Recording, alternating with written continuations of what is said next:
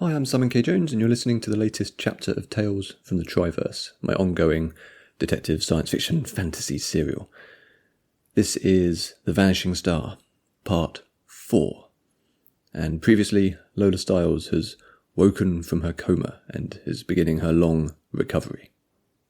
The Apalan Rainforest, Palinor, 3204, late Frostfield. Nothing worked properly. Not her legs, not her arms, not her neck or her back. Lola couldn't eat solids for weeks after waking, forced to mash everything up or rely on soup. Lycazra made a mean selection of soups, which helped. Each day was the same collision of frustration and patience, of setbacks and tiny victories. Holding a cup for the first time, sipping from it without pouring it down her front, sitting up for longer than 10 minutes before being exhausted, standing unaided, battling against a total lack of balance.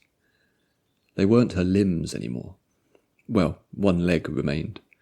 The rest were an odd patchwork, reminding her of the dolls her sister had as a child, the legs and arms sewn on awkwardly, stuffing escaping from the seams.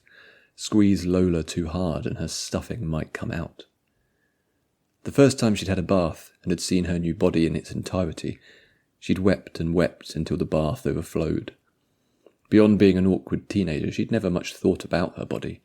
Coming to Palinor had changed that, ushering in a sexual awakening that she hadn't anticipated. Her body had been relevant for the first time, something to bring pleasure, something she was pleased with and evidently pleased others. That had been a new sensation. It had taken some getting used to. And now it was gone. She was a torso with a scarred head and one leg. The new limbs didn't feel like hers, didn't look like hers. Lola expected them to fall off without warning, to just plop to the floor unceremoniously. One arm, then the other, leaving her standing looking like an idiot, then the leg, and she'd go toppling over. Professor Samova assured her that couldn't happen, that the work had been remarkably successful, and it was only a matter of time until she regained mastery over herself. When she asked how much time, he would always change the subject. He examined her every day at first, taking blood samples, testing her responsiveness. Back in Brulia, when she'd attended his lectures or visited him on campus, he'd been a kindly and gentle man. That manner had shifted, with him clearly seeing her more as a test subject than a person. He couldn't suppress the scientist. It was a complicated procedure, with Samova avoiding direct touch, for fear of suffering the same problem as Darila. Upon that first waking, when they'd hugged, something had happened between them. Darila had collapsed, while Lola had felt a sudden, intense headache and an infusion of energy, equivalent to having drunk 6 cups of strong coffee in as many minutes. Combined with her incapacitated state, it had been an alarming and embarrassing response, her body unable to control itself. The others were kind, Slarty in particular, cleaning her in the bed without once complaining. "It's fascinating, really," Samova had said. "I'd never even heard of these vein ka. They're so rare, you see. My best hypothesis is that by grafting the creature's limbs to your body, you have in some fashion inherited one of its abilities. Magical vampirism." He'd said it like it was an interesting subheading in a report, or a curious aside to return to at a later date. Samova used tools from a distance. Darila sat in a chair at arm's length while they talked. Yana would stand at the foot of the bed, observing, talking about one theory or another that had nothing to do with Lola, and left her largely bewildered. She never saw Maxim. The magic wielders were afraid of her.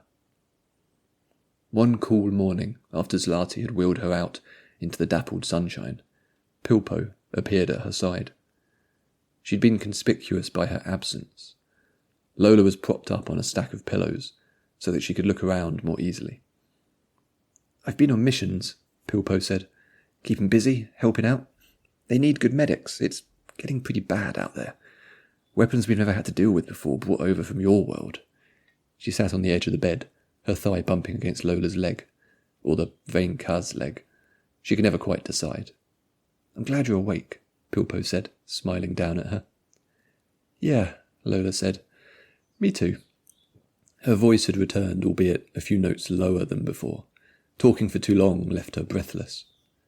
Pilpo looked down at her hands, her fingers drumming on her knees. She wasn't afraid because she was Ainfa and had no magic that could be siphoned away. Davila said some things while you were asleep. She was avoiding eye contact. Said that none of this would have happened if I hadn't interfered, if I hadn't confused you and made things weird, that you were both arguing and then this happened. Reaching out, Lola took Pilpo's hand. It was good to touch someone without them recoiling, even though the effort was a strain. We're all adults, Pilpo. Things happened. None of this was down to that. If anything, it was me trying to prove something. She smiled. Do you know what? What? I'm alive. You're alive. Davila's alive, and we stopped the Vain Ka. Mission accomplished, right? Big heroes right here. Pilpo laughed, quietly at first, then loudly, as if she'd been afraid to let it out, as if she hadn't laughed for months. Big heroes. I mean, strictly speaking, I hear it was the Six Blades, but we don't have to tell anyone about that. That had been a regret. Not to have seen the Blades. Ellenbryn and Halbad and the others had been long gone by the time she'd emerged from her coma. Another time, perhaps. Main thing, Pilpo said, is that I don't want to interfere. You two were made for each other. I don't want to mess that up. Lola grimaced. It's not easy. We can't even touch each other. She couldn't see the future, or a way forward. There would be one, somewhere, but it was out of sight. Yeah, whatever's going on sounds scary. She lifted Lola's hand and squeezed it. Doesn't affect me, though. She smiled mischievously. Let me know if I can help, like if you need a liaison, a go-between, if you know what I mean. Stop. Pilpo grinned. Too soon? Davila sat in the chair, leaning forward, elbows on knees and chin resting on her interlaced fingers. What did you feel when you woke and we hugged? Dizzy, said Lola, trying to remember the sensation. I was still mostly out of it, though, so it's hard to say. It didn't feel bad, though, not like it was for you. The princess nodded. It's not pleasant, that's for certain. But look. She held out a hand, a short distance from Lola's exposed forearm, and Lola felt a tremor, a tickle, run up and down. See? It came back. Same as when the Vain Ka attacked me. My powers go away for a couple of days, then return. Or perhaps they don't go away, but are suppressed. Either way, it's not permanent. Thank God, Lola said. That would have been awful. We don't know much about the Vain Ka, even less about what's happened to you. Davila's eyes were brighter than usual. Lola knew the look. An idea was brewing. I want to run some tests. You're going to have to trust me. Trust you?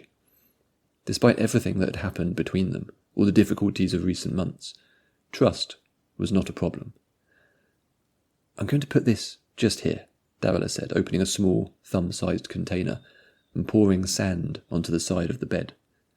Let's see what happens if I do this, Davila said, reaching out and holding Lola's arm tightly. Lola's instinct was to pull away, but Davila held tight. Her skin started to grow pale. It's okay. I'll be fine. Now, talk me through it. Tell me what you're feeling. Tell me everything.